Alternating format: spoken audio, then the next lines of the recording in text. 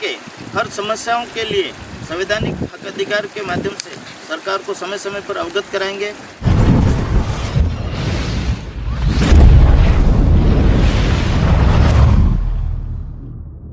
नमस्कार, स्वागत है आपका न्यूज जनशक्ति में। राजस्थान विधानसभा का चुनावी रण शुरू हो चुका है। जी हां, राजस्थान विधानसभा चुनावों की तारीखों की घोषणा के साथ ही राजनीतिक पार्टियां अपना अपना धरातल मजबूत करने में जुट गई है। राजस्थान विधानसभा चुनाव इस बार कांग्रेस बीजेपी के लिए आसान होता नहीं दिख रहा।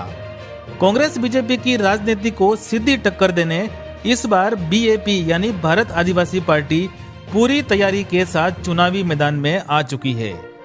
गोगुंदा विधानसभा क्षेत्र से बीएपी यानी भारत आदिवासी पार्टी से श्री उदय लाल कटारा चुनावी मैदान में हैं। सामाजिक कार्यकर्ता के रूप में आमजन एवं युवाओं में अपनी अच्छी खासी पकड़ रखने वाले श्री उदय लाल कटारा को क्षेत्र में भारी समर्थन प्राप्त है। श्री उदय लाल कटारा ने न्यूज जनशक्ति के साथ इंटरव्यू में कहा कि बीएपी यानी भारत आदिवासी पार्टी सर्व समाज को साथ लेकर विकास का कार्य करेगी। ज्यादा जानकारी के लिए देखें न्यूज जनशक्ति की ये खास रिपोर्ट। नमस्कार, स्वागत है आपका न्यूज जनशक्ति में। राजस्थान में विधानसभा चुनावों की घोषणा के साथ ही चुनावी घमासान शुरू हो गया है। न्यूज जनशक्ति की टीम विभिन्न विधानसभाओं में जाएगी और आपके चहेते जनप्रतिनिधियों से सीधा संवाद करेगी और जानने की कोशिश करेगी कि किन मुद्दों को लेकर वो जनता के बीच में जाएंगी। इसी के चलते हम उदयपुर जिले की एसटी आरक्षित 149 गोगुंदा विधानसभा सीट से बीएपी यानी भारत आदिवासी पार्टी के उम्मीदवार श्री उदयलाल कटारा से बातचीत करेंगे। सर, स्वागत है आपका हमारे चैनल में। सर, सर्वप्रथम आपके जनशक्ति न्यूज़ को सेवा जोहार। हम गोगुंदा विधानसभा के प्रत्याशी के रूप में आपसे सेवा जोहार, धन्यवाद। सर, उदयलाल जी, आपसे जानकारी चाहेंगे कि जैसे वर्तमान जो कांग्रेस सरकार है उसको लेकर ये कांग्रेस सरकार कितना सफल रही अपने कार्यकाल में, वो कितना असफल रही, इस बारे में थोड़ा बताएंगे आप? सर, कांग्रेस सरकार हमारे हर मुद्दों पर असफल रही हैं। कई समस्याएं हमारे आदिवासी क्षेत्रों में हमारे विधायक जो यहाँ के सुने हुए पहले थे उन लोगों की नहीं सुनी और हमारे समाज के साथ में कई घटनाक्रम हुए तो हम लोगों ने कभी ज्ञापन के रूप में सरकार से डिमांड रखा था तो वो आज दिन तक पूरा नहीं किया और कई जगह हमारे इन मुद्दों से लेकर हमारे से असफल रही। उदयलाल जी, मैं जानकारी चाहूँगा कि जैसे यहाँ पे कांग्रेस और बीजेपी लगातार चुनाव लड़ती आ रही है, तो आप भी कांग्रेस और बीजेपी से चुनाव लड़ सकते थे, तो आपने ऐसा क्यों सोचा कि मेरे को भारत आदिवासी पार्टी से ही चुनाव लड़ना है? देखिए सर, कांग्रेस बीजेपी के अंदर कई वर्षों से जो ऐसे नेता रहे हैं जो जिनके वंशवाद चलता है और हमारे जो समाज के सर्व समाज के हित के विकास की जो बात करते हैं ऐसे लोगों को कभी सुना नहीं जाता है। इसलिए बीएपी भारत आदिवासी पार्टी सर्व समाज को अच्छे विचारों से ये संघर्षरत हैं, इसलिए हमने भारत आदिवासी पार्टी बीएपी को चुना है। अच्छा उदयलाल जी, मुझे ये बताइए कि जो गोगुंदा विधानसभा की जो सीट है यहाँ पे 2018 में यहाँ से प्रताप सिंह गिल बीजेपी से चुनाव जीते थे, 2013 में भी प्रताप सिंह गिल बीजेपी से चुनाव जीते थे और इससे पहले डॉक्टर मांगीलाल जी गरासिया यहाँ से चुनाव जीते थे जो मंत्री भी रहे हुए हैं। तो सर, आप मुझे ये बताइए कि जो गोगुंदा की जो राजनीति है ये कांग्रेस और बीजेपी के इर्द गिर्द भी हमेशा घूमती नजर आती है, तो ऐसे में आप किस तरह से बीजेपी और कांग्रेस जैसी बड़ी पार्टियों को और इनके जो बड़े दिग्गज नेता हैं इनको आप टक्कर दे पाएंगे? देखिए, हम इन सब लोगों में से जैसे बीजेपी के प्रताप जी रहे और कांग्रेस से डॉक्टर मांगीलाल जी गरासिया जी भी रहे, इन लोगों ने इनके गोगुंदा विधानसभा के आसपास के क्षेत्र को थोड़ा सा ठीक ढंग से देखा है। बाकी आज ऐसे कई गांव मंगरों में जो लोग आदिवासी क्षेत्र बसे हुए हैं और जनरल समाज के भी हैं, दूसरे सर्व समाज के लोग रहते हैं, तो उन जंगलों में आज दिन तक न कि उन लोगों को पेयजल व्यवस्था है, न बिजली व्यवस्था है, न सड़कें हैं। ऐसे कई चीज़ों से वो लोग विकास में प्रताड़ित हैं। तो उन मुद्दों को लेके हम भारत आदिवासी पार्टी उनका सारा विकास के रूप में काम करेगा और हम उन मुद्दों को लेके सफल रहेंगे। सर, भारत आदिवासी जो पार्टी है इसको लेकर जनता में काफ़ी कंफ्यूज है, मतलब आदिवासी के अलावा जो बाकी समुदाय रहते हैं उनमें काफ़ी कंफ्यूज है कि जो बीजेपी पार्टी है ये सिर्फ आदिवासियों के मुद्दे पे ही काम करेगी या कर रही है। क्या इसके बारे में आप क्या बताएंगे? नहीं, ऐसा नहीं। हम भारत आदिवासी पार्टी संवैधानिक तरीके से हर वर्ग को अपना आरक्षण के माध्यम से हो या क्षेत्र के विकास के माध्यम से हो, सबको साथ लेकर चलेगी। और जिस तरह से उदयपुर के आसपास में जो ये सरकार के द्वारा, पिछली सरकार के द्वारा जो यूआईटी और यूडीए का जो प्रावधान चल रहा था, इसमें सर्व समाज की जो छोटे छोटे किसान हैं, जो इन लोगों को अगर वो इस तरह से प्रताड़ित करेंगे, उनको लेकर हमने कई बार ज्ञापन दिया है। तो इन मुद्दों को लेकर भारत आदिवासी पार्टी सक्षम रहेगी।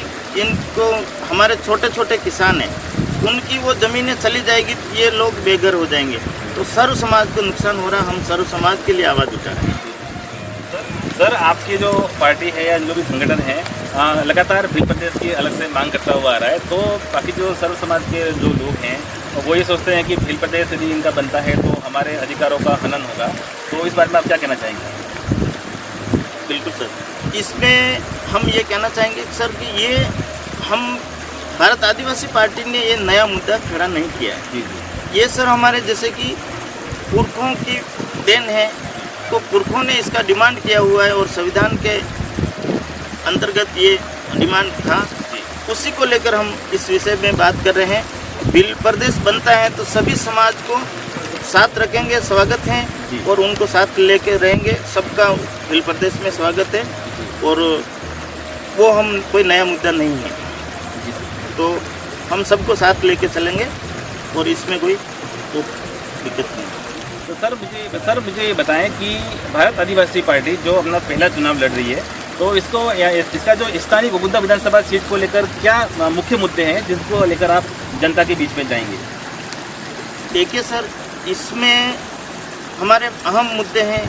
इतने सालों से कई सारे गांवों को सड़क से नहीं जोड़ा गया है और सर्वप्रथम सबसे बड़ा मुद्दा है शिक्षा का।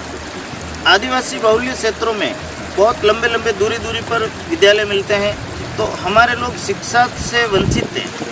शिक्षा क्षेत्र में हम विशेषकर ये हमारा मुद्दा रहेगा और जल जंगल ज़मीन के लिए सर्व समाज के लिए हम उनकी ज़मीनें बचाने का काम है। तो इस तरह के विकास में इतने सालों से काम नहीं हुआ, उन सारे मुद्दों को लेकर हम भारत आदिवासी बीजेपी पार्टी से हम इसका वो संघर्षरत रहेंगे। सर, जो गोगुंदा विधानसभा सीट है यहाँ की जो 70% जो आबादी है एसटी बाहुल्य है, तो यहाँ की मैं काफ़ी देखा गया है कि यहाँ पे शिक्षा और स्वास्थ्य की काफ़ी कमी नज़र आती है। तो 70% आबादी के लिए कोई विशेष मुद्दे हैं आपके पास? बिल्कुल, इसमें सर हमने गोगुंदा के और सायरा के CSC हैं जहाँ पर हमने कई बार अभी 2-3 बार हमने ये मौके देखने को मिला है। सरकारी हॉस्पिटलों में कोई सुविधाएं नहीं है। हमारे लोग कोई अचानक एक्सीडेंट हो जाता है, कोई डिलीवरी है महिलाओं के लिए, ऐसे कई सारे, तो उनके लिए ये सारा पहले जो जनप्रतिनिधि रहे और उन लोगों ने इस पे कोई ध्यान नहीं दिया। खुद विधायक जी हॉस्पिटल में उपचार के लिए जाते हैं, प्रताप जी भील, उनको भी वो वहाँ के स्थानीय डॉक्टर स्टाफ उनको पहचान नहीं पाते। तो इसलिए इस तरह का डरा है, उसको हम ठीक करने का काम करेंगे और शासन प्रशासन के माध्यम से सब अच्छा होता है। सर, आप मुझे बताएं कि आम जनता का ऐसा मानना है कि भाई सरकार तो कांग्रेस बीजेपी या किसी राष्ट्रीय पार्टी की ही बनती है, तो हम इसमें बीजेपी को वोट देकर हम अपना वोट क्यों खराब करें, लोगों का ऐसा कहना होता है। तो आप मुझे बताएं कि यदि कांग्रेस बीजेपी की सरकार भी बनने के बाद में भी यदि आप यहाँ से उम्मीदवार के तौर पर विजयी होते हैं तो आप किस तरह से आप काम कर पाएंगे? सर देखिए, हम सरकार कोई सी भी रहेगी तो हम क्षेत्र के हर समस्याओं के लिए संवैधानिक हक अधिकार के माध्यम से सरकार को समय समय पर अवगत कराएंगे। और वर्तमान तो हमारा मानना है कि हमारे 17 सीटें यदि हमारी कायम होगी तो सरकार भी हमारी भारत आदिवासी पार्टी की बनेगी और हमें पूर्ण रूप से विश्वास है। और पब्लिक इस बार मूड बना चुकी है और ऐसा नहीं होता है तो भी सरकार से हम व्यवस्थित तरीके से ये सारी बात मुद्दे उठाएंगे। और जिस तरह से राम प्रसाद जी डिंडोर साहब हैं डूंगरपुर सागवाड़ा से और राजकुमार जी रोहत साहब हैं, उन्होंने बीजेपी कांग्रेस के सभी विधायकों में से सबसे टॉपर रहे हैं और विकास के बारे में उस तरह से हम अच्छा विकास करेंगे, ये जनता को हम कहना चाहते हैं। सर, जो ये ट्राइबल जो बेल्ट है इसमें हमेशा से 5वीं अनुसूची की मांग उठती आ रही है, तो बीजेपी क्या 5वीं अनुसूची का समर्थन करती है? बिल्कुल 5वीं और 6ठी अनुसूची की, जल जंगल जमीन की और पैसा एक्ट, ये संविधान के दायरे में ये क्लियर हैं, लेकिन इन मुद्दों पर आज दिन तक धरातल पे लागू नहीं कराया। कांग्रेस और बीजेपी के बारी बारी से सरकारें बनती रही, इन लोगों ने इस पर धरातल पे काम नहीं किया, तो इससे हमारे सर्व समाज को नुकसान हुआ है। अगर वो होता तो आज हमें भारत आदिवासी पार्टी को सुनना नहीं पड़ता। ये थे हमारे बीच में भारत आदिवासी पार्टी से श्री उदयलाल जी कटारा। उदयलाल जी कटारा ने बताया कि बीजेपी पार्टी जो है यहाँ पे सभी वर्गों को साथ में लेके चलेगी और सभी वर्गों के जो अधिकार हैं उनके हित का ध्यान रख के कार्य करेगी। धन्यवाद।